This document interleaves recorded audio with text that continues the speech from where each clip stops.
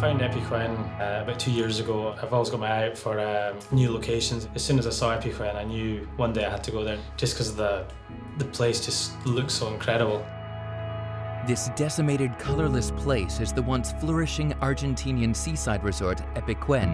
In 1985, a dam broke after heavy rainfall and the village was flooded within days. 25 years later, the water slowly ebbed back and revealed a barren yet strangely captivating landscape covered in salt. I no longer see what use this place has for us now. But for Scottish street trials legend Danny MacAskill, it does. His aim, to bring the sunken city back to life in his own unique way.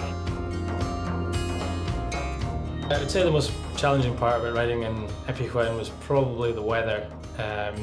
Because Epecuen is in the middle of this huge big plain, you kind of get these big thunderstorms that build over throughout the day, and the wind would go from being flat cam to sometimes like 60 miles an hour, kind of blowing through the place. The kind of terrain was also very hard to ride on.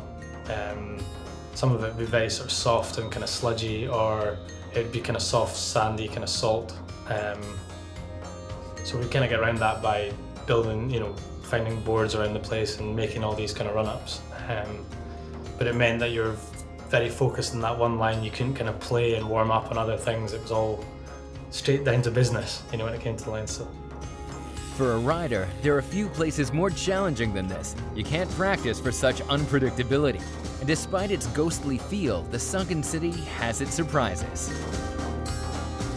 Every day we were really sort of, really blown away by the place, whether you had these huge thunderstorms or amazing sunsets, or when the sun eventually set, you'd have these incredible stars and sort of the Milky Way or the moon to look at.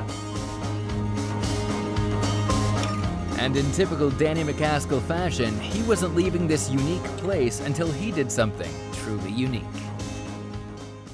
The last day on this trip was pretty special. At the end of the day, we were planning to go back down into the town, do the so-called banger of the trip, which is going to be the bump front flip over the sign. Finally, on the last bit of light on the last day, got on my bike and I went for it.